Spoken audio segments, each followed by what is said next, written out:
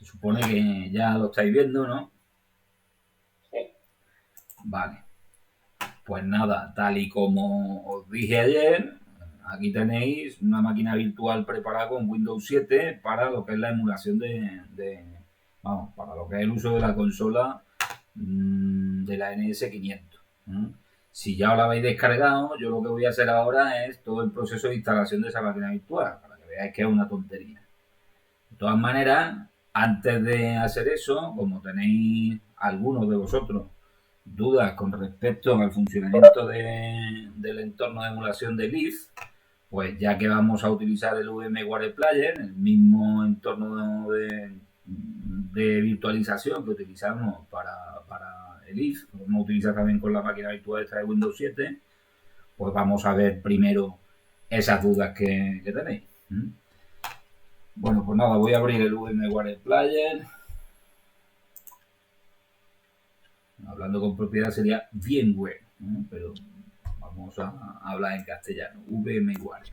Como veis aquí todavía tengo la máquina virtual del entorno de emulación de Leaf. Isidoro, que todavía parece que no se ha conectado aquí, me ha preguntado que tiene problemas de que cuando arranca este entorno de emulación no le asigna una dirección IP. Supongo que a ninguno de vosotros está pasando, porque el único que me la ha consultado es él. Yo os dije que cuando esto se instala, en principio cuando se importa, la configuración por defecto, si me voy a la configuración de la máquina, como veis, dándole, voy a hacer otra vez por si no se ha visto, dándole con el botón derecho, tengo aquí el menú de settings. También si me voy aquí a Player, tengo Manage y Virtual Machine Settings. Es exactamente lo mismo. Entonces, en la configuración de esa máquina tengo dos adaptadores de red definidos y los dos adaptadores los tengo en principio en modo bridge. ¿Qué quiere decir eso? Pues que esos adaptadores yo los tengo ahora mismo puestos para que sean, para que operen en el nivel de enlace del modelo de referencia OSI y se abstraigan de todo lo que pasa a un nivel, digamos, superior. Por ejemplo, en un nivel de red. Eso en la práctica, ¿en qué se traduce? Pues se traduce en que si yo tengo un adaptador en modo bridge y detrás yo tengo algún elemento que está prestando un servicio de una capa superior, como por ejemplo un servicio de HCP, pues se le va a asignar, digamos, una dirección IP a esa MAC que yo estoy emulando con el adaptador en modo puente, pues como si fuera un equipo más que yo conecto en un switch.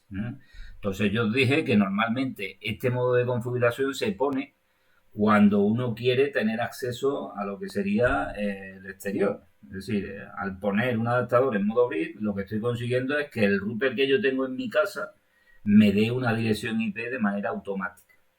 En el mismo rango, evidentemente, que el rango local que yo estoy utilizando en mi casa. Entonces, eso hace que cuando yo arranque la máquina, en este adaptador, como el adaptador de la máquina virtual está puesto también como un cliente de HCP, pues lo que va a ocurrir es que le asigne una dirección IP automáticamente. Y esa es la dirección a la que me tengo que referir para entrar en el entorno de emulación. Entonces, como David además me ha preguntado también acerca, o Daniel me ha preguntado acerca de cómo se emula lo de la nube, pues voy a arrancar la máquina virtual para que veáis qué es lo que ocurre. Si yo arranco... Pero Jiménez, tú Dime. arrancas y te tardas un minuto. Yo arranco y me tardas 30. Eso es literal. Ya. Pero literal. Claro. Yo tengo un procesador potente y tengo 32 megas de RAM. 32 megas, 32 gigas. Sí. Si tienes un ordenador para la NASA, yo también haría, ¿sabes? ¿Tú qué memoria tienes? ¿Qué tienes? 4 gigas, ¿no? Sí. ¿Y qué procesador? Intercore de Dual Core. Dual Core. Está cortito. De todas maneras, te tarda 30 segundos, me has dicho. 30 minutos no, ¿no? No, 30 minutos. ¿30 minutos en arrancar esto?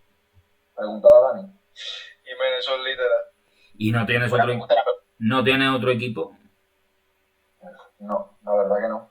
Estoy con lo que puedo ahora mismo.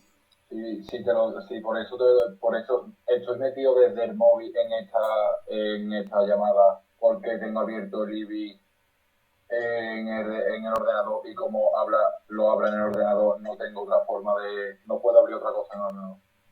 Vale. Yo, Jiménez, hemos entrado a las 4 los dos para ayudarle yo a hacer eso. Y hasta las 4:25, 4:30 no le ha dado la IP. O sea, que lo de media hora literal. Bueno, verás, si no tienes equipo, evidentemente es imposible que puedas hacer esa práctica. De todas maneras, ayer lo comenté en la sesión que tuvimos, no sé si ayer o antes de ayer. Tu situación, José Antonio, ya sabes que tienes las 2 primeras evaluaciones sin evaluar. Yo evidentemente voy a tener muy en cuenta lo que estás haciendo en esta tercera evaluación, pero las 2 primeras evaluaciones están sin evaluar. Entonces te vas a tener que presentar en junio. En junio yo no te voy a pedir que emules con ID ni nada de eso. Lo que voy a hacer es mandarte un ejercicio que yo vea que puedes hacer con Packet Trace. Y el que luego vas a tener que hacer en el examen va a ser muy parecido a lo que te voy a mandar. ¿Vale? Y con Packet Tracer no creo que tengas ningún tipo de problema en el ordenador, ¿no? ¿Lo has utilizado en tu casa antes? No, pero no creo. El Packet Tracer no es como LIS. Vale. Pues nada, tú a lo largo de estos 2 días que quedan de la semana, espera que te voy a mandar algún ejercicio preparado en Packet Tracer para que vayas trabajando sobre él. Lo que luego te voy a pedir en el examen va a ser una cosa muy parecida. ¿Vale? Vale. Así que si no puedes tirar con el I, pues evidentemente no lo hagas. Pues, tampoco te voy a pedir que te compres un ordenador para hacer esto. Estaría feo, la verdad. Estaría feo. Bueno, de todas maneras puedes aprovechar para intentar sacar un ordenador y trabajar. Pero bueno, que si no te funciona, no te funciona. Bueno, pues fijaos, esto es lo que os decía. Aquí estáis viendo que a mí me está dando una dirección IP para la interfaz de este entorno de virtualización, que es la 172.30.128.102. Esto es lo que a Isidoro, que ya parece que está por aquí, no le funciona. Bueno, pues si no te funciona, asegúrate, como digo, que tienes en la configuración de la máquina virtual, aquí lo estás viendo, tienes los 2 interfaces de red puestos en modo bridge. Y además, yo es que no sé cuál es la conexión que tú tienes en tu casa. Si me lo puedes decir ahora, supongo que tendrás un router doméstico por el que salen todos los equipos que tú tienes en tu casa, ¿no? Si no puedes utilizar el micrófono, un router, sí. ¿Qué dirección te da a ti para el Windows?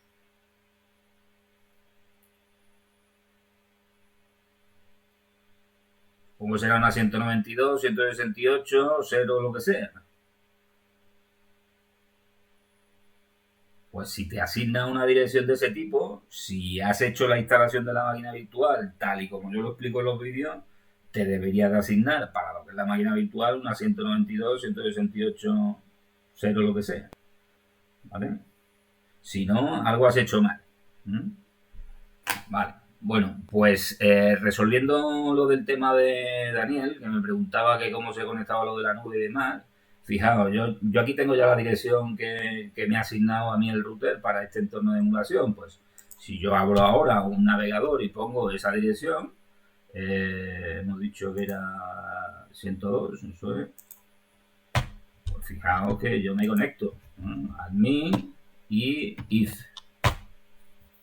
Es la misma máquina que tenéis vosotros. Y, por ejemplo, aquí no tengo evidentemente la práctica, pero ya que me preguntáis sobre cómo salir hacia el exterior, pues fijaos, aquí tengo un Kali. En otra práctica, Conde, mira, esta práctica a lo mejor es la que te voy a poner en el Packet Trace. Esto se puede hacer perfectamente en el Packet Trace. Así que echándole un vistazo a la topología y ya te diré en concreto qué es lo que tienes que hacer. Esto en concreto es un examen que se le puso, no sé si lo puse a ustedes o lo puse en informática. Bueno, pues por ejemplo, yo quiero salir con el Linux a internet a través de la nube. Lo que me preguntaba Dani. Voy a borrar esta conexión de aquí y voy a meter una red que va a ser, como digo, una nube.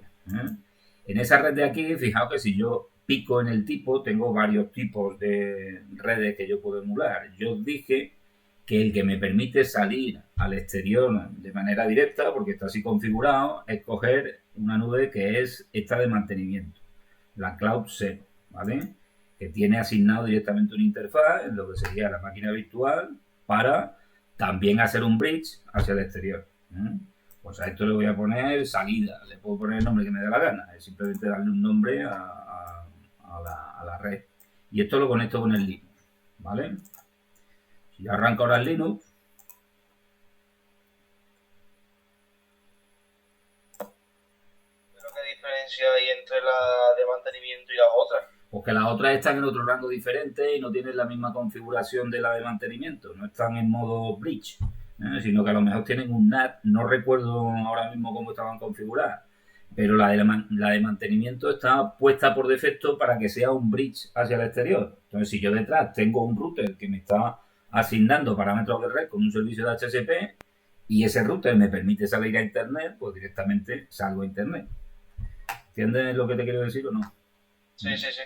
O sea, si yo conecto ahora el Linux a esta nube y esta nube está en modo bridge, es como si yo pinchara el Linux a una boca de un switch que yo tenga en mi casa. Y como detrás tengo un router que me está dando una dirección IP, pues eso me permite salir hacia afuera. ¿Vale? Eso es internet, vamos. Eso es. Entonces, me logueo aquí, las credenciales ya sabéis que son estas. ABTS Turia 2019. Y ahora voy a comprobar que esto lo tengo como un cliente de HCP. Sí, me vengo aquí y veo que la conexión, en principio se está utilizando la de Microtik, así que posiblemente no lo tenga como cliente de HCP. Vamos a comprobar cuál es la dirección IP que yo tengo ahora mismo.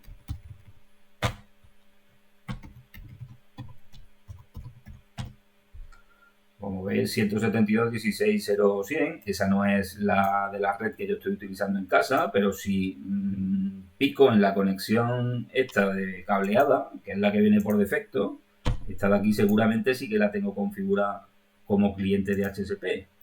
Aquí estáis viendo que efectivamente lo tengo como cliente de HCP, por lo tanto, si yo cojo esa conexión,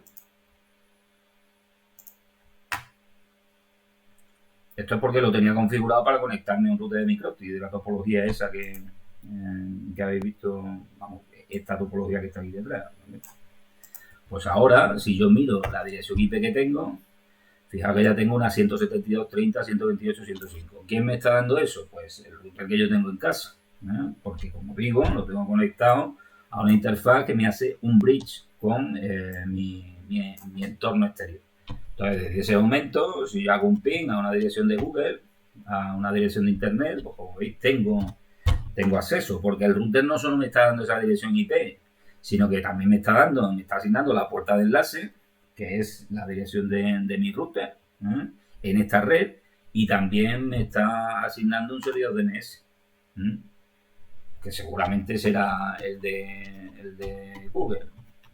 Servidor DNS, bueno, aquí como veis no tengo cargado lo que es el teclado en español, en el CAL, y eso lo tengo que configurar aquí en modo gráfico. De todas maneras, para no hacerlo ahora, bueno, no perder tiempo en esto, vamos a utilizar las teclas que tengo aquí. Lo que es el servidor DNS en un Linux se escribe normalmente en este fichero cuando se me asigna en el resol.com que está dentro de TC, y como veis aquí tengo el servidor de Google asignado. O sea que mi servicio de HCP que yo tengo en el router, además de la dirección IP, me está dando también la puerta de enlace y el servidor DNS. Y de esa manera, pues yo ya tengo acceso a internet y en consecuencia puedo configurar paquetes, puedo instalar cosas que no tengo instalado, etcétera, etcétera. Dice Jiménez, dice Samuel que te envió un correo y que no le ha respondido y que no le llegan los enlaces de las clases. Pues ni he visto el correo, y además los enlaces de las clases están publicados en la Classroom. Así que... los enlaces de Webex. Sí, de la pantalla en el Meet. Vale, pues A ver, aquí tengo ahora mismo un enlace en el calendario de Google. También te ven el enlace para meterte, ¿no?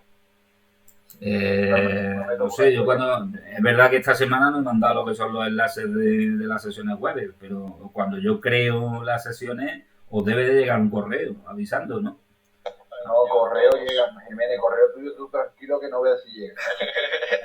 Pues te digo, ¿no? Porque Anglada es el único que me acepta lo que son las invitaciones de esas sesiones web, pero eso le llega a todo el mundo, ¿no? Y si no, se me quedan los correos abiertos y la verdad molesta en el móvil simbolito de 8 9.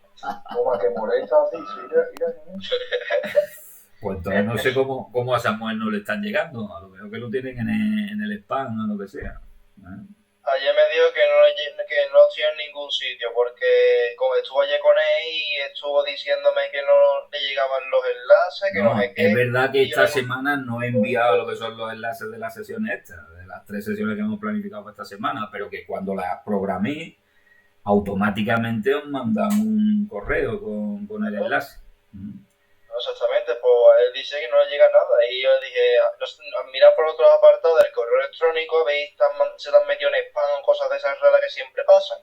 Y me ha dicho que no, que ni ahí tampoco lo hacen.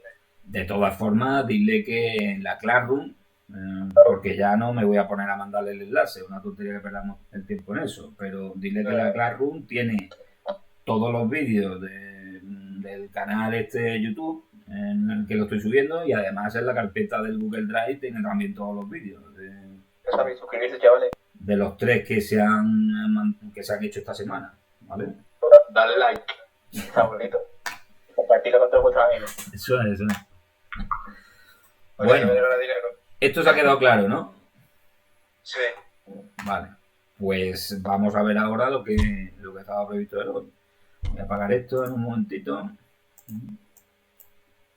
Así recuerdo cómo se debe apagar la máquina virtual esta, para que no tengáis luego problemas de que se os queda colgado.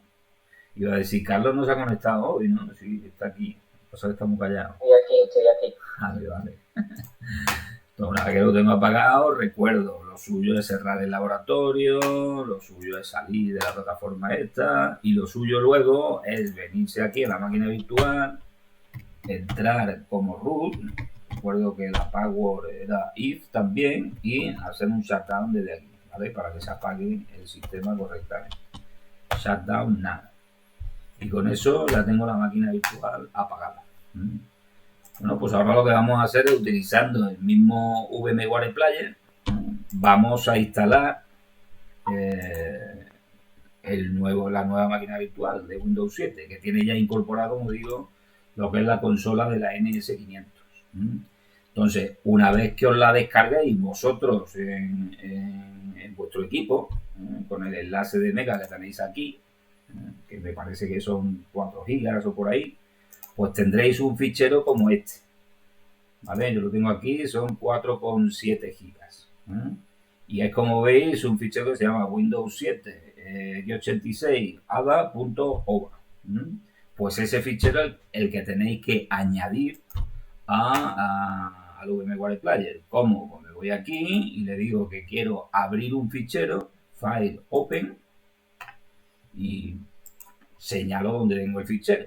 En este caso lo tengo en esta carpeta, pues abrir eso, ¿vale? Y me dice, se va a importar esta máquina con el nombre de Windows 7 x86 ADA y por defecto os lo va a crear dentro de mis documentos en una carpeta que va a crear que se llama Virtual Machines y con el nombre concreto de esa máquina. Bueno, pues vale, pues le doy a Import y esto se pone a importarlo. Esto es lo que os decía, dice que la importación puede fallar porque se ha creado con una especificación que no se adecua al estándar OVF y demás.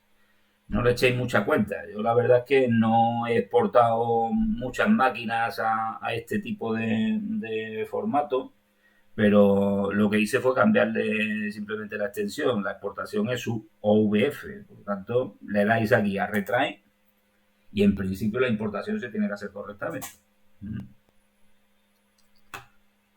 Tardará un poquito, dependiendo de la máquina que tengáis, tarda más o menos. Esta en principio solo tiene reservada 1 GB de memoria RAM. Luego, el que tenga 4 GB en su equipo no debe tener ningún tipo de problema para poder ejecutarlo. No es tan exigente como el IF.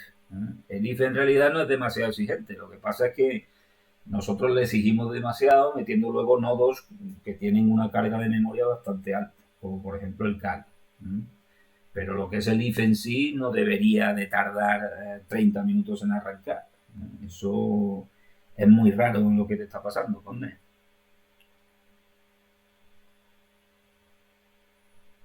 También que como es portátil como el que está trabajando mi madre, todas las cosas del trabajo y demás, que estará muy cargado y tendrá muchas cosas en el registro que posiblemente haga que no funcionen bien las cosas. Pero que en principio con 4 GB de memoria, como me está diciendo que tiene, y eso es un Linux que además no tiene, o sea, en el arranque de lo que es el IF no hay carga gráfica ninguna. Es un Linux en modo consola y que levanta una serie de servicios. Otra cosa es que me digas que cuando ya te pones a emular cosas que tengan carga gráfica, como los Kali que estamos metiendo y demás, eso sí va a tirar de muchos recursos. Pero lo que es el arranque del IF no debería de dar ningún tipo de problema. Pero bueno, que no te preocupes, que yo te mando cosas con el Packet Tracer para que te parta un poco la cabeza. Bueno, pues una vez que está importada, como veis, aquí tengo ya mi máquina virtual. ¿Vale? ¿Cuál es la configuración por defecto de esa máquina virtual? Pues fijaos, si edito aquí lo que es los settings, pues le he puesto que tenga 1 GB de memoria, en principio con 1 GB, un Windows 7 tira de una manera razonable. He puesto un disco de 20 GB, que para lo que nosotros vamos a hacer tenemos más que de sobra. De hecho, pues, una vez que está todo instalado y demás, con la consola ya instalada y con todo, pues me ocupa 10,7 GB. Cuando os canséis de utilizar la máquina virtual, pues la borráis y ya tenéis disponible todo ese espacio físico otra vez. Solo lo vamos a utilizar para emular lo que sería la consola de programación, luego tampoco necesitamos más carga de disco duro. Y de nuevo el interfaz de red está puesto en modo bridge. Luego cuando arranque también voy a tener conexión con el anfitrión, porque es como si enchufara esa máquina virtual en un puerto del switch donde yo tengo también el anfitrión. Pues nada, voy a arrancarla. Esta máquina también tiene instalado lo que son las VMware Tools, las herramientas esas adicionales que me permiten, por ejemplo, maximizar pantalla, manejar resoluciones más grandes, poner dispositivos de tipo USB, pero claro, yo la he instalado en mi equipo. Es posible que a vosotros al principio, no sé si os va a dar algún tipo de mensaje indicando que bueno, la resolución y demás se tendrá que adaptar a la de vuestro equipo. Las credenciales de la máquina, como veis, el usuario ABITS y la contraseña la de siempre, Turia 2017. Ya estoy dentro. Bueno, de hecho, fijaos que a mí me dice que también la herramienta esta de VMware ha modificado la configuración del menú de interfaz de usuario. Creo que sí. Si lo quiero ver a pantalla completa, pues pico aquí, en este botoncito, para que me entre a pantalla completa. Me pide que me lo dé otra vez, no sé si es como consecuencia de haber modificado eso. Y ya estoy dentro. Entonces, como veis, es un equipo completamente limpio, un sistema operativo completamente limpio, y aquí os he instalado lo que es la consola de programación. Y aquí sí funciona. Así que vamos a entrar para que veáis cómo va. Cuando yo lo ejecuto, pues me sale esto, que ya estoy viendo qué es lo que era, y en principio de aquí lo que voy a utilizar yo es abrir un archivo de configuración en modo offline con esta opción, ¿vale? Y luego, pues, si yo quiero abrir un archivo de configuración sobre el que ya he estado trabajando, pues picaré en esta opción de aquí y especificaré el archivo sobre el que he estado trabajando, ¿vale? A propósito de eso, ahora lo primero que voy a hacer es guardar una prueba para que veáis cómo se abre un archivo de configuración sobre el que yo he estado trabajando previamente. Bueno, pues nada, en este caso, nuevo modo fuera de línea, como yo voy a trabajar con la central NS500, pues cojo la NS500 y le doy a OK. Eso en realidad, como veis, lo que me hace es abrirme un servicio web. Bueno, el explorador este ya está antiguo, lógicamente, pero vamos, para lo que vamos a hacer me vale. Así que lo cierro directamente. Y si os fijáis aquí arriba, lo que estoy haciendo es una petición al puerto 33.304 de mi máquina local. Es decir, en ese puerto se me ha instalado un servicio web que es el que me presenta esta página que estáis viendo aquí. Es el que me permite acceder a la consola, a la consola de programación. ¿Cuáles son las credenciales por defecto para acceder a esta consola en un primer momento? Voy a poner aquí el chat por si me preguntáis algo. Pues que se pierde. Como es una máquina virtual, se me pierde. Pues las credenciales por defecto son installer. Si me queréis decir algo, lo decía a través del micro, ¿vale? Porque aquí pierdo lo que es la ventanita del chat. Y la password 1234, ¿vale? Installer, como estáis viendo, y la password 1234. Me logueo. Y como veis, aquí entro en lo que es este primer paso, o el asistente de configuración inicial. Por aquí siempre tendréis que pasar, a no ser que carguéis ya un archivo de configuración sobre el que hayáis estado trabajando. Pero si vais a crear un archivo de configuración nuevo, por aquí tenéis que pasar sí o sí. Pues, dime. Una pregunta. El archivo cuando lo guardemos, Sí. Se va a quedar guardado en la máquina virtual, ¿no? Sí, efectivamente. Entonces, ¿qué tenemos que hacer? Meternos carpeta por carpeta en el disco duro para encontrar la carpeta del... No, si quieres, ahora te digo qué es lo que puedes hacer. Bueno, te lo puedes mandar por correo también, ¿no? A una cuenta de correo tuya, ¿vale? O sea que me lo puedo subir yo al Gmail desde la máquina virtual para descargarlo en Windows 10. Claro, desde aquí yo tengo conexión con internet. Y aparte de eso, si como las herramientas estas VMware están instaladas, si yo pincho un pendrive, puedo hacer que ese pendrive esté asociado a lo que es la máquina virtual. Entonces lo puedo guardar también en un soporte extraíble. Bueno, entonces también si tiene conexión a internet te lo puedo mandar directamente, ¿no? También me lo pueden mandar directamente desde la propia máquina virtual. Windows 10 y después... Pasa que el explorador este es un explorador antiguo y es posible que las primeras veces, por ejemplo, si yo me meto aquí en Gmail, es posible que las primeras veces me diga que esto está ya desactualizado, que me tengo que volver a actualizar. En principio, fijaos que lo que me presenta no es exactamente igual que lo veo, por ejemplo, en el Chrome y demás, ¿no? Pero que desde aquí tengo acceso perfectamente, ¿vale? Y como digo, también te lo puedes guardar en un pendrive, en un soporte extraíble, o incluso podrías, creo que con el VMware Player también se puede hacer, te lo voy a decir en concreto, sí, puedes declarar aquí lo que sería una carpeta compartida, que es básicamente decir una carpeta de tu anfitrión a la que quieres acceder, y entonces te puedes copiar los recursos en esa carpeta compartida y las tienes en el anfitrión. ¿Entiendes lo que te quiero decir o no? Sí, sí. O sea, por ejemplo, yo digo aquí, quiero una carpeta compartida que esté siempre habilitado y voy a añadir una que va a estar mi anfitrión. Esto de aquí son carpetas de mi anfitrión. Pues me voy a crear aquí una en mis documentos que sea compartida. ¿Vale? Le doy a aceptar. Y el nombre pues va a ser compartida. Le doy al siguiente, habilitar la compartición de esa carpeta, no como solo lectura, porque si no, no podría escribir. Finalizar y OK. Y desde ese momento, si yo abro luego aquí un explorador en la máquina virtual, pues en principio aquí en red seguramente me reconocerá esa carpeta compartida que yo acabo de crear. ¿Ves? Aquí me sale un VMware host. El AITSPC es la máquina virtual, este de aquí es mi anfitrión y esta es la carpeta compartida. Si yo entro ahí, pues yo escribo aquí algo, escribir un documento de texto para que veáis cómo funciona. ¿vale? Y si me voy al anfitrión, fíjate que voy a minimizar mi máquina virtual, ya estoy en el anfitrión, ya estoy en el Windows 10, pues si yo me voy a documentos compartida, aquí tengo el fichero ejemplo, ¿vale? Puedo habilitar la compartición entre lo que son los recursos de la máquina virtual y carpetas compartidas que yo tenga en el anfitrión, ¿vale?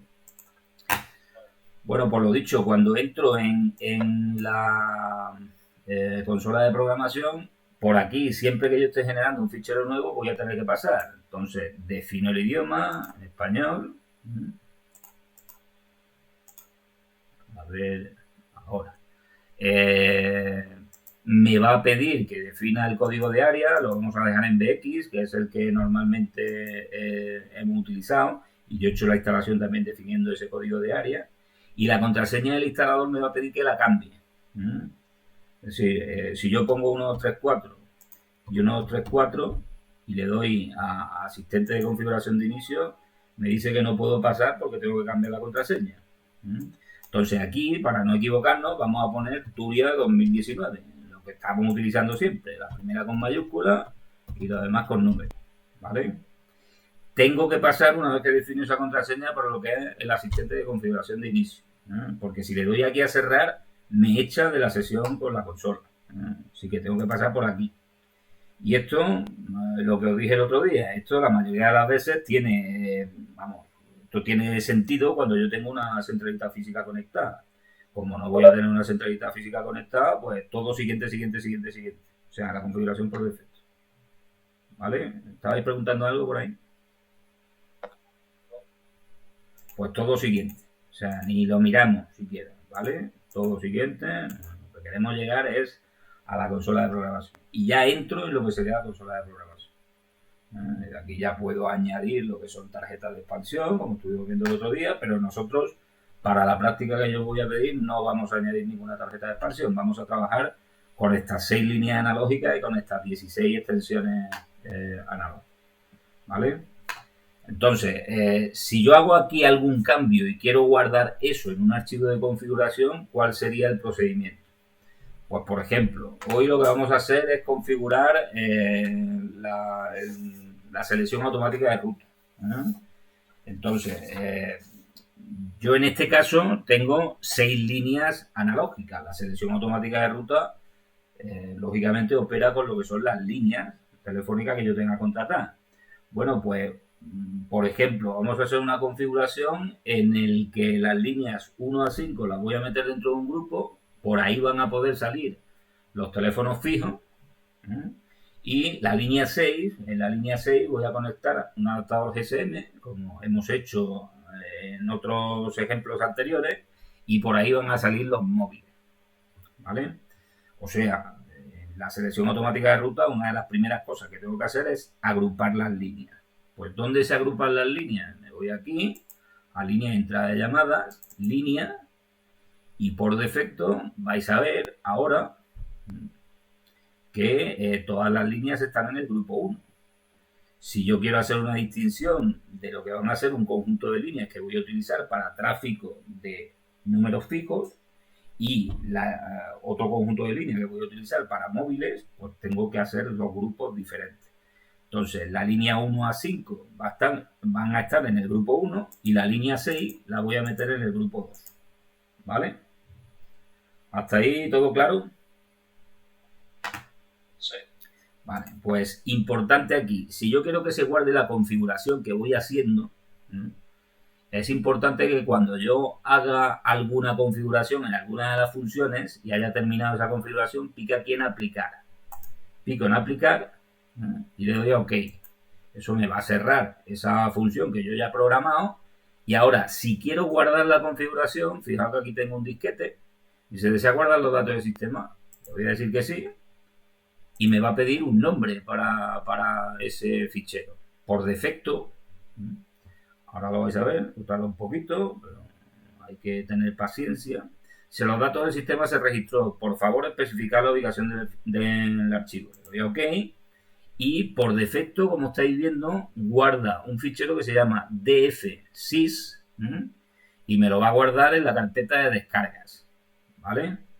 Si yo le doy a guardar, como veis, la configuración por defecto es esto. En la carpeta de descargas me guarda un fichero que se llama df6. Si yo a esto le quiero llamar de otra forma, yo voy a pedir, por ejemplo, que cada uno utilice su nombre para que cuando me lo entreguéis, yo a través del nombre de fichero sepa quién me lo ha mandado. Pues aquí voy a poner José Antonio Jiménez, ¿vale?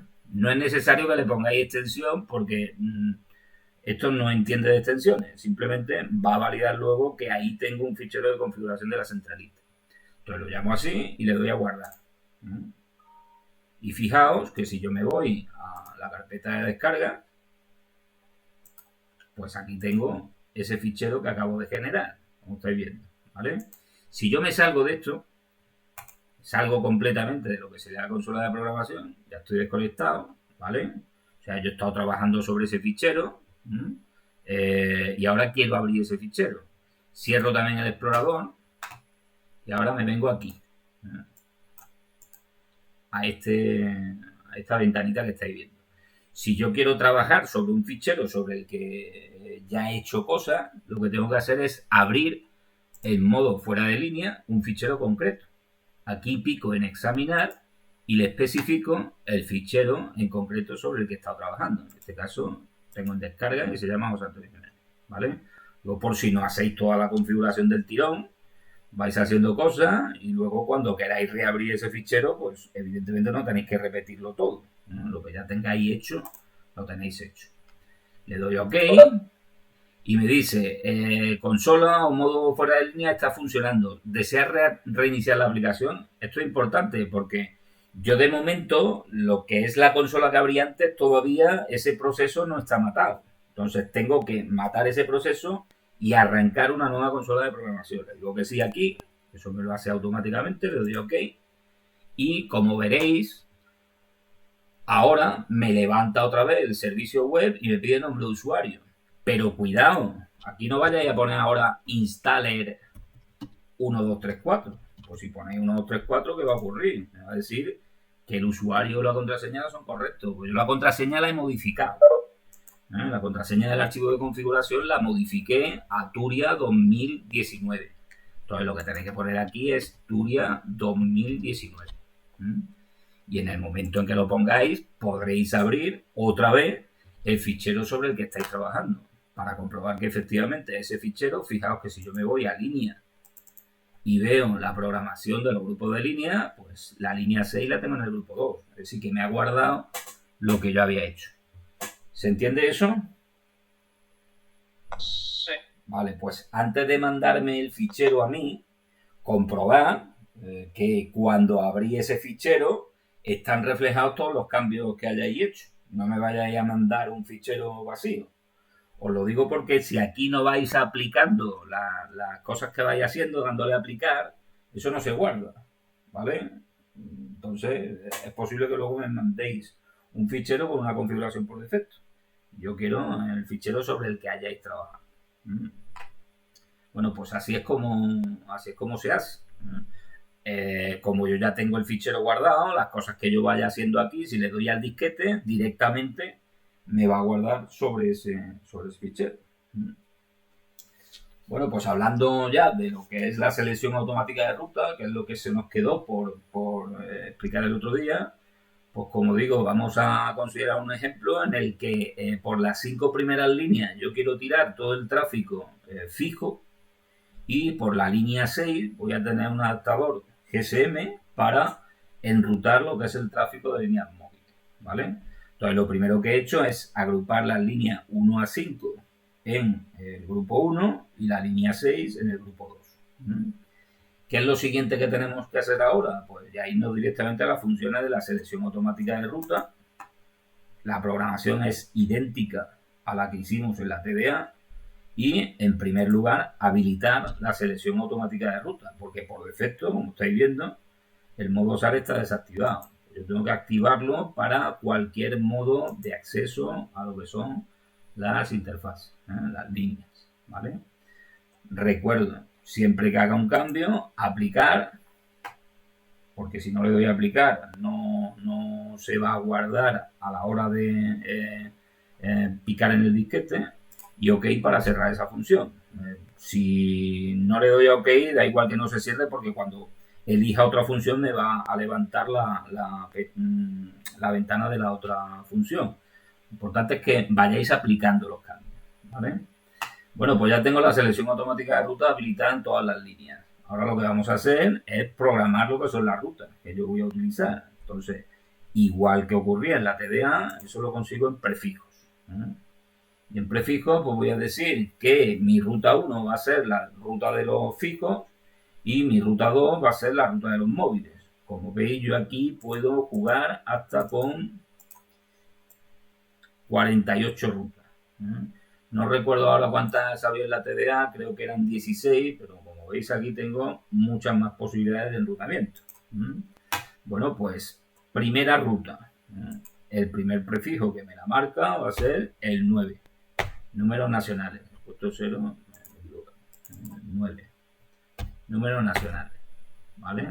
Números opcionales de dígitos. Pues como sabéis, detrás de un 9 van 8 dígitos. Pico aquí y digo que son 8 dígitos. 00 para tráfico internacional y detrás del 00 vienen 11 dígitos. Pues eso también va a estar en la ruta 1. Es decir, estos son números fijos. Y ahora, por otra parte, mi ruta 2 va a ser la ruta de los móviles. Pues un 6 y un 7. En ambos casos, detrás del 6 y del 7 vienen 8 dígitos. Y para mí eso va a ser la ruta 2. Pues esas son las rutas básicas sobre las que hemos trabajado. O sea, fijos por un lado, móviles por otro. ¿Vale? Ya tengo definidas lo que son las dos rutas. Ruta 1, fijo. Ruta 2, móviles. Pues nada, le doy a aplicar. Y ya tengo mis rutas definidas.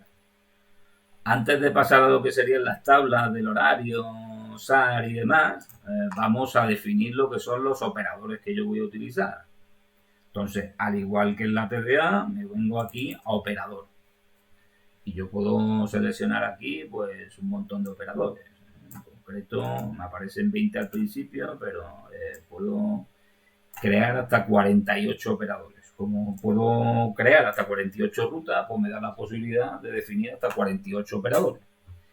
El primer operador va a ser el operador de los fijos.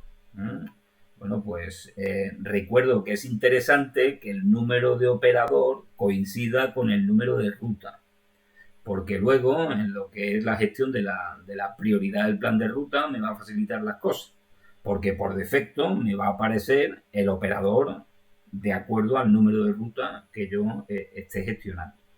Así que mi operador 1 va a ser el operador de los fijos. Y mi operador 2 va a ser el operador de los móviles. ¿Vale? Si yo necesito ingresar un código adicional para coger el operador, por ejemplo, si me dicen que para acceder al operador de los fijos tengo que marcar un código adicional, que es, por ejemplo, el 333, repito que eso normalmente es habitual cuando el bucle de abonado, una compañía se lo alquila a la otra. Entonces, para identificar el tráfico de ahí, a qué operador se tiene que dirigir, pues normalmente lo que se hace es poner un código de acceso adicional. Pues nada, aquí lo pongo, como estáis viendo, ¿vale? Pues ya tengo definidos mis dos operadores, fijos y móviles. Y ahora recuerdo que aquí yo puedo ya gestionar por qué grupos de línea salen cada uno de esos operadores e incluso deshabilitar grupos de líneas si quiero que no se utilicen nunca.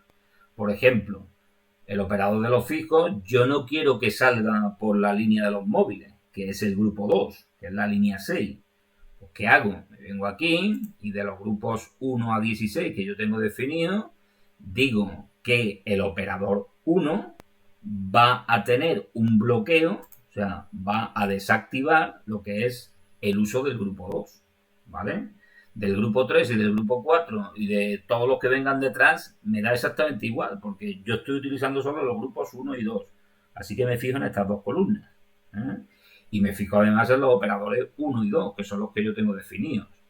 El operador 2, que es el de los móviles, idealmente saldrá por el grupo 2. Pero en caso de que esté ocupado, normalmente se dice que utilice una de las líneas del operador de fijos. Así que puede salir por los dos grupos. ¿Vale? ¿Se entiende esa configuración? Sí. Vale. Y ahora, además, como veis, en este caso yo puedo marcar directamente desde aquí la prioridad que va a utilizar cada uno de los operadores. Entonces, si me voy a esta ventanita, pues el operador 1, ¿cuál es la prioridad que tiene que, o sea,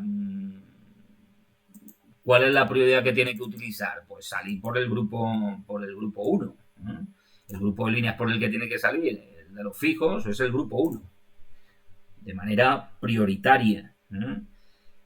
Pero también puedo marcar para el operador 2 cuál es el grupo de líneas que va a tener una prioridad 1 y una prioridad 2. Pues bueno, en el operador 2, que es de los móviles, por defecto quiero que salga por el grupo 2, que es la línea 6. Pero como segunda prioridad le voy a decir que pueda salir también por el grupo 1. ¿Vale? Para que en caso de que esté ocupada la línea 6, salte a lo que sería el conjunto de líneas que me configuran el grupo 1. Y eso en la TDA no lo podía hacer, y aquí, sin embargo, me permiten que lo gestione desde aquí. ¿Vale? Pues le doy a aplicar y ya tengo configurado todo lo relativo a lo que son los operadores. Pues nada, ok.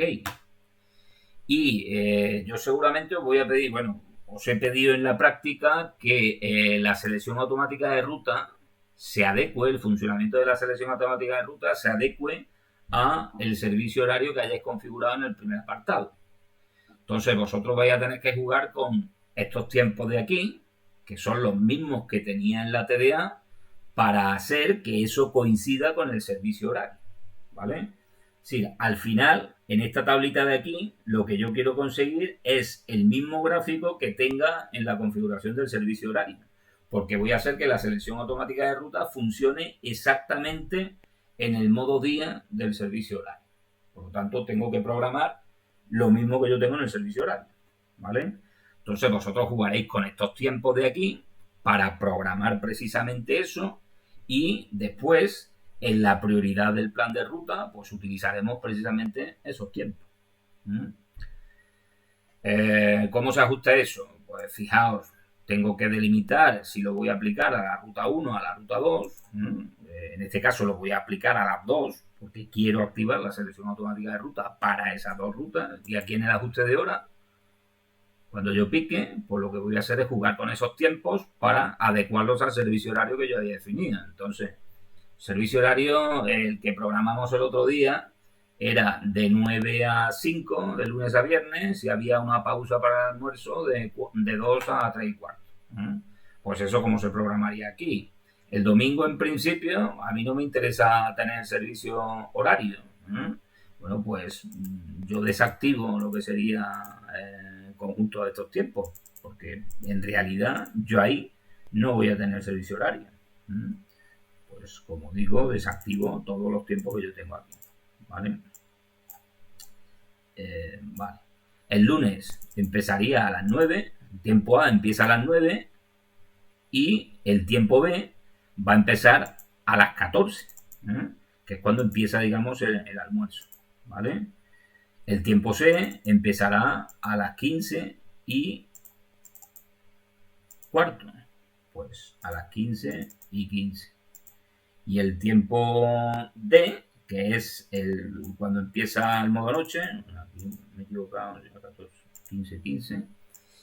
Y el tiempo D, que es cuando empezaría el modo noche, pues lo activo también. Y como digo, empezaría a las 19 horas. Vale, pues una vez que lo tengo, fijaos que si le doy a OK, yo puedo ir viendo cómo se va quedando esto. Entonces, como estáis viendo, aquí el tiempo C es lo que me va a marcar a mí el modo noche. Como yo al final voy a decir enlazar que voy a actuar solo en modo día, pues lo que tengo que fijarme es en el tiempo A. Es decir, donde yo tengo que activar la selección automática de ruta es en el modo día. ¿Vale? Aquí hay una cosa rara, que es esto de aquí, no sé en qué me he equivocado. El modo almuerzo lo he puesto... Bueno, fijaos que yo lo que quiero conseguir es que mi tiempo A sea el que me delimita el modo día. O sea, que vaya desde las 9 hasta las 2 y luego también tenga otro tiempo con el que pueda jugar para la segunda parte del día. Pues eso lo puedo automatizar con el tiempo D, ¿vale? Si voy a utilizar el tiempo D para decir que vaya desde las 3:15 hasta las 7. Y lo que voy a hacer luego es gestionar en la prioridad del plan de ruta que solo voy a tener activas las áreas los tiempos A y D. Así que si modifico esto en el ajuste de la hora, pues mi tiempo D va a empezar, como digo, a las 15:15. A ver si consigo... Este de aquí lo voy a desactivar de momento, a ver cómo se dibuja. Vale. Y ahora el tiempo C, que es el que voy a utilizar como si fuera el modo noche, pues a partir de las 7 lo configuro. Así que me voy al ajuste de la hora y el tiempo C. Hago que empiece a partir de las 19, perdón. Ok, así. Fijaos, lo que tengo que conseguir es este mismo dibujo el martes, el miércoles, el jueves y el viernes, ¿vale? Y luego el sábado, pues programaré el tiempo B para que vaya desde las 9 hasta las 2 y todo lo demás será tiempo C. Vamos a hacerlo en un momentito para que lo veáis cómo se quedaría en la ruta 1. Ya que lo he conseguido aquí en el lunes, pues esto me lo copio. Recuerdo que aquí no funciona lo del menú contextual del ratón, pero si le dais a control C y a control V, sí que va, como estáis viendo, ¿vale? Entonces me lo voy copiando en todos los días, del lunes hasta el viernes, ¿vale? Vamos a comprobar que efectivamente me coge el dibujo que yo quiero y ahora el sábado pues simplemente programo el tiempo A desde las 9 hasta las 2. Así que me voy aquí, el tiempo A, activo desde las 9 hasta las 2. O sea, aquí si quiero pues ya el tiempo C, este lo desactivo y en el tiempo C le digo que empiece a las 2. Y el tiempo D lo desactivo también. Le doy OK, se me queda así, ¿vale? Ese es el gráfico que tenéis que conseguir tanto para la ruta 1 como para la ruta 2. Vamos, el gráfico es adecuarlo al servicio horario que yo os diga, que no sé si en la práctica os digo precisamente este servicio horario. ¿Lo entendéis o no? ¿Estáis por ahí? Sí. Vale, se ha entendido, ¿no? Pues esto mismo lo tenéis que llevar también a la ruta 2. Y ahora viene lo interesante, que es gestionar lo que sería la prioridad del plan de ruta. O sea, una vez que tengo esto programado, le doy aquí a aplicar, OK, y ahora me vengo a la prioridad del plan de ruta. Y como veis, puedo jugar con lo que son los tiempos A, B, C, D. Los tiempos que a mí me interesan, que son los que se adecuan a mi modo día, son el tiempo A y el tiempo C.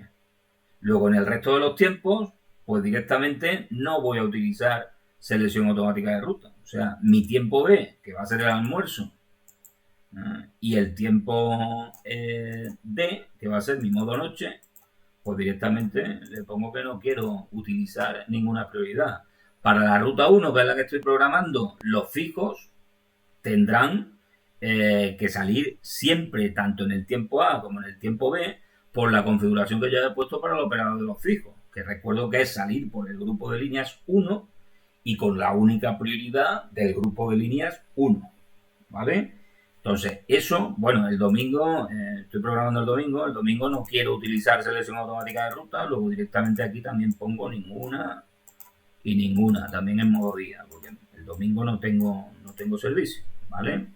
Me voy al lunes, pues el lunes Si el tiempo B y el tiempo D los quito, porque son los tiempos que yo he considerado como modo almuerzo y modo noche, eso mismo tendría que hacer el martes, el miércoles, el jueves y el viernes.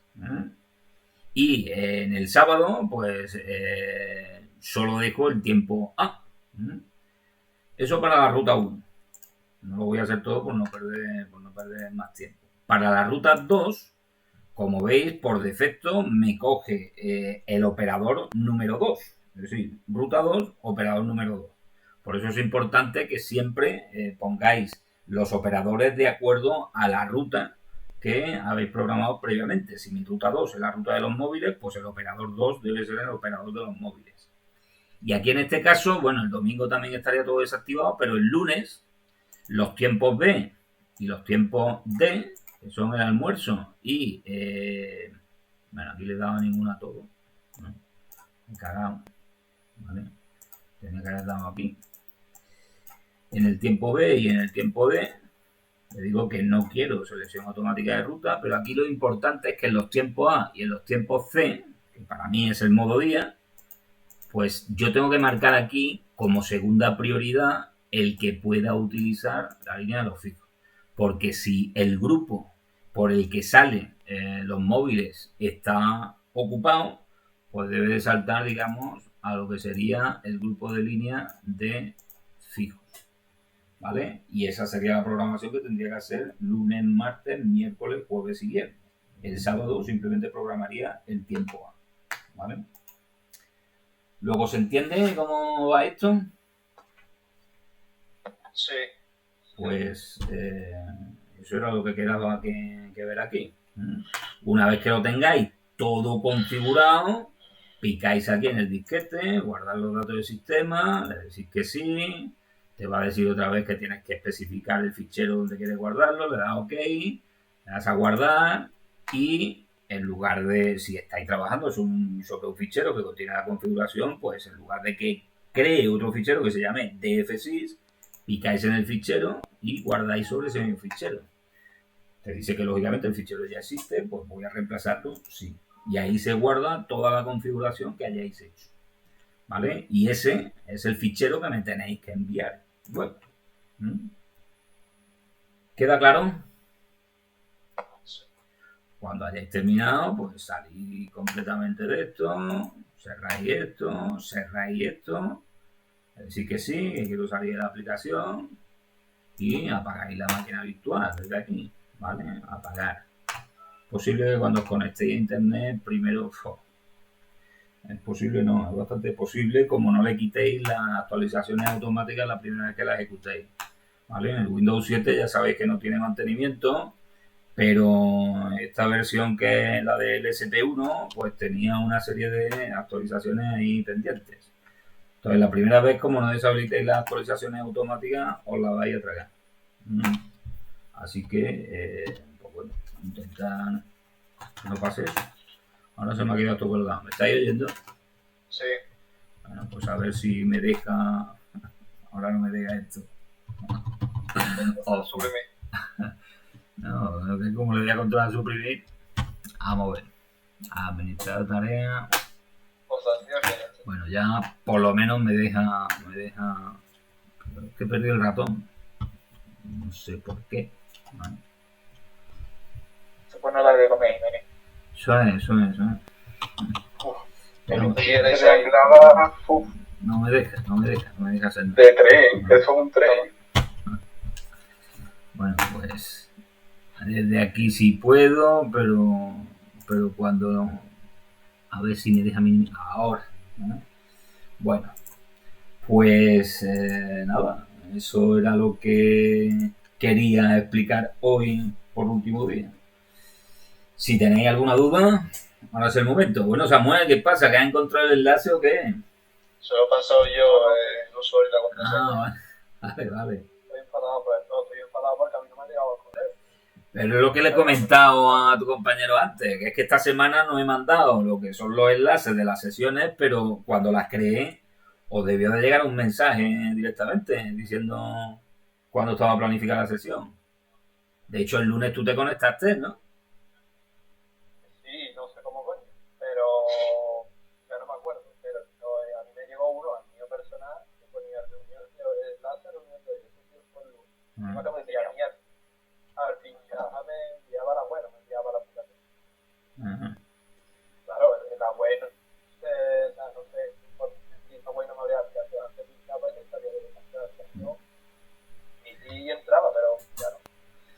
todas formas, vamos, está todo grabado y en el Classroom tienes los enlaces a la carpeta de Google Drive y al canal de YouTube. Luego ahí los ves con tranquilidad, ¿vale? No, por lo dicho, esta era la última clase que íbamos a dar. La semana que viene lo que vamos a planificar es el examen, tanto de esto como de ICT. Antes de que se me olvide, ya que lo dije, voy a poner que me podáis entregar la práctica esta el lunes, en lugar de hoy, como estaba puesto. A ver si consigo. Aquí está. Entonces, antes de que se me olvide, pues bueno, voy a modificar eso, que vosotros no lo veáis, porque ahora mismo no estoy compartiendo el escritorio, pero pues la acabo de poner ya para el lunes, ¿no? Para el lunes 25 de mayo. Y bueno, pues el martes, en principio me dijeron que queríais hacer lo que era el examen de ICT o de esto. ICT, ¿no? Martes de ICT, pues el miércoles hacemos de esto, ¿no? A ver lo que digan los otros chavales. A mí me da igual, a mí me da igual, me da igual. En principio, el examen va a ser muy parecido a esto que estamos haciendo. La parte teórica será a través de un cuestionario que se va a colgar en el Google Form y la parte práctica, pues colgaré un ejercicio práctico y os dejaré un par de horas o 3 para que lo hagáis y me mandéis lo que os pida, ¿vale? ¿Qué va a hacer a la hora de la clase? Claro, eso iba a preguntar. ¿Cuándo viene a vosotros bien? Pues sí, a la hora de la clase. Yo prefiero por la tarde. Por la tarde. A la hora de la clase está bien, yo creo. Pues en principio el examen práctico, que es el más que puede llevar más tiempo y demás, lo pongo para que empiece a las 5 y para que termine a las 8, ¿vale? Vale. Y luego el teórico, pues doy media horita para que lo hagáis. Van a ser 20 preguntas. Normalmente en clase lo hacéis en un cuarto de hora, así que no vais a tener tampoco mucho problema. Repito también que la nota de esta evaluación en ningún momento puede perjudicar las notas de las 2 evaluaciones anteriores. Todo lo que puedo hacer es mejorarlo. Pero yo, por ejemplo, estoy haciendo los trabajos finales y yo lo estoy dando toda la última hora porque yo Pues no debería. Pero que me puedo centrar más. Es que no entiendo nada, ya no suspendo los exámenes, ya hago bien el trabajo, pero quiero centrarme en los trabajos.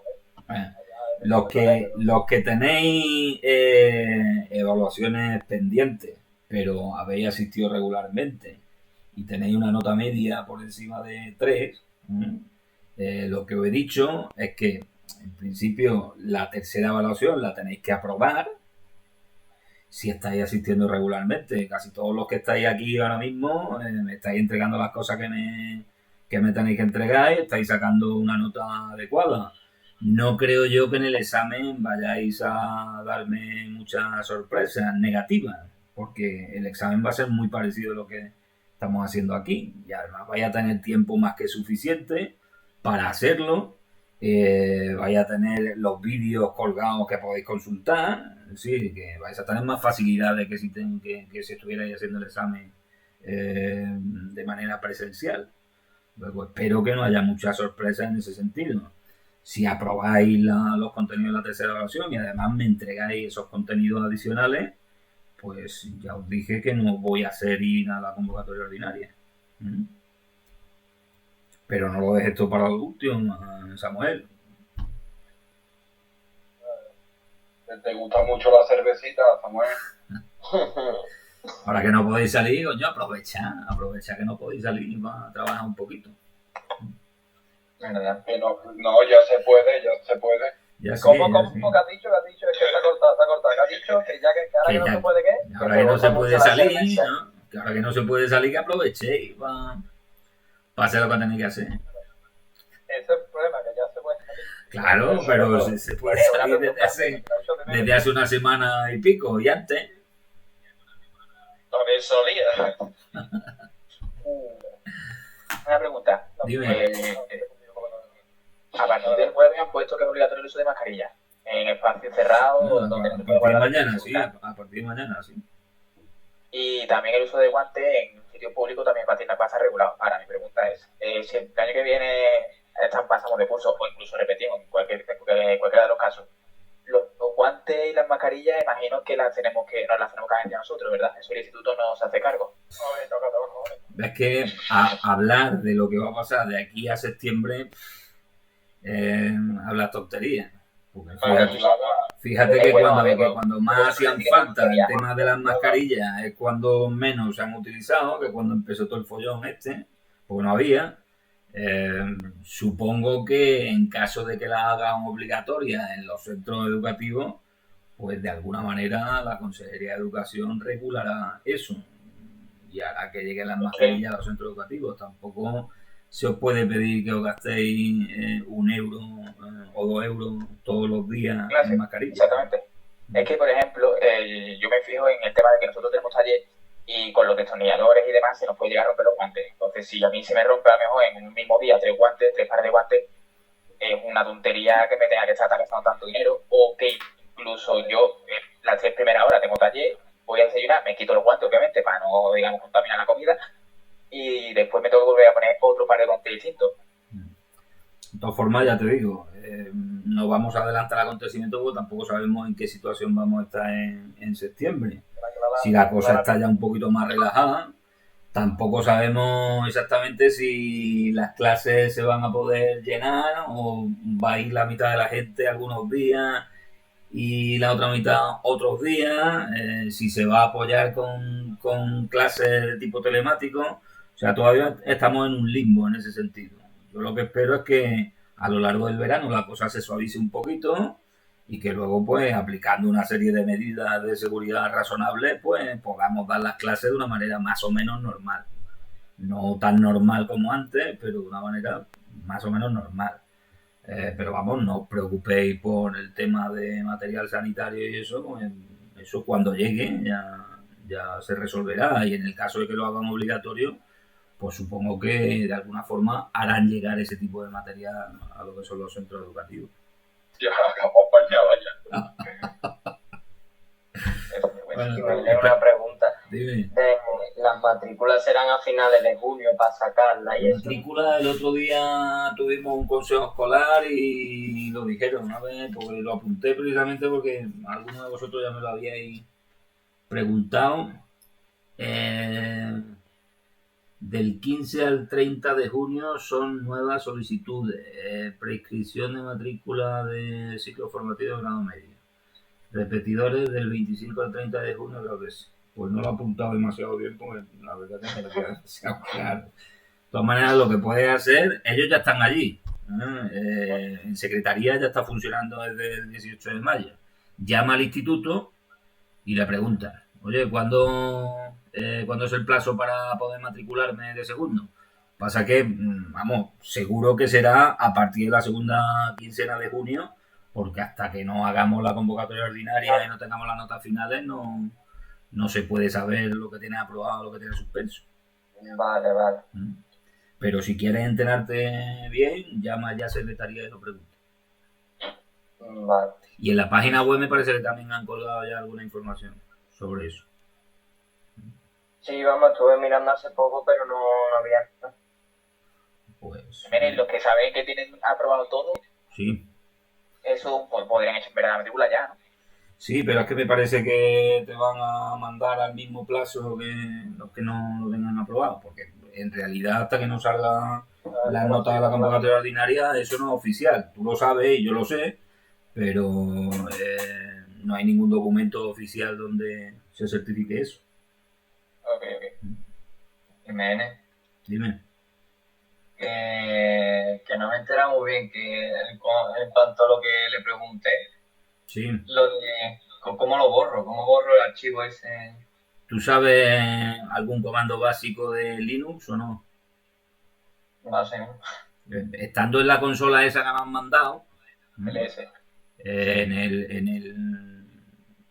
el directorio en el que estés en ese momento, te tienes que ir a un directorio que se llama .ssh dentro de la carpeta personal del usuario ABA ITS. Entonces, para hacer eso, tú entras en la consola, pones directamente cd intro, ¿vale? Y después pones cd.ssh. Cuando estés dentro de un directorio que se llama .ssh, pones rm now host. Ya lo tienes borrado. Que no, otra cosa que puedes hacer, bueno, si quieres te lo enseño en un momentito. Si a los demás no les importa demasiado, te lo enseño en un momentito y con eso terminamos. Vale. Mira, verás. Voy a arrancar en un momentito. ¿Esto lo estás grabando ya, Jiménez, o no? Esto lo estoy grabando. Fíjate, voy a arrancar esto y lo hago.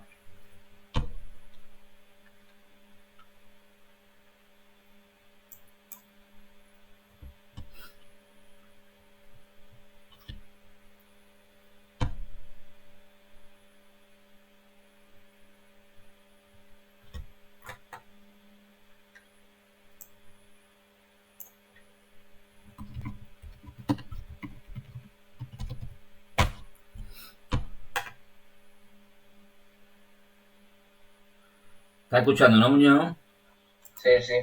Mira, cuando yo abro un terminal, por defecto estoy logueado como este usuario, que es el que he creado, en esta máquina, y estoy en un directorio que me identifica aquí como una píldola, ¿no? Que es eso de ahí. Ese es el directorio personal de este usuario. Ese directorio personal, ¿dónde está? Hay un comando que es este, que sirve para saber el directorio en el que estoy ahora mismo. Los directorios personales de los usuarios de Linux se guardan en una carpeta que se llama Home y con el nombre del usuario. Entonces, yo estoy ahora mismo en mi carpeta personal. Pues dentro de esa carpeta personal existe una carpeta que se llama .ssh. Cuando yo he utilizado el cliente SSH por primera vez, esa carpeta la tengo que tener, ¿vale? Tú en tu caso seguro que la tienes, porque si no, no te daría el error ese de ahí. Voy a utilizar yo el SSH en una ocasión para que me genere la carpeta. No sé si me la habrá generado ya, no tengo que, no. SSH, vamos a poner una dirección ficticia.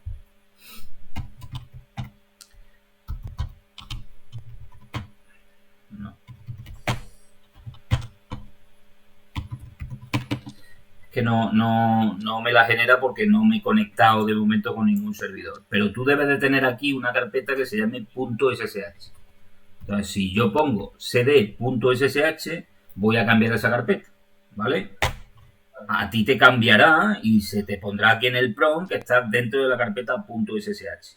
Y cuando estés dentro de esa carpeta, pones el comando rm now host, que es el fichero donde se guardan lo que son las claves públicas de los servidores a los que yo me conecto, ¿vale? Now host. Esto de aquí es un guión bajo, lo que pasa es que no tengo activado el teclado en español y no me permite ponerlo. Pero se llamaría así, now, guión bajo y host, ¿vale? Pues ese es el que tienes que borrar. ¿Que no te quieres complicar la vida? Pues también puedes abrir aquí un gestor de carpetas gráficas.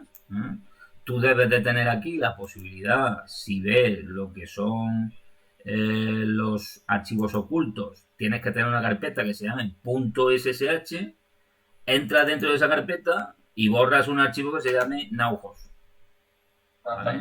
Lo puedes hacer también desde aquí, con el gestor de carpeta este, ¿vale? Y desde ese momento pues ya te podrás loguear en el servidor utilizando el cliente SSH tal y como me mandas en el correo. ¿De acuerdo? Vale, vale.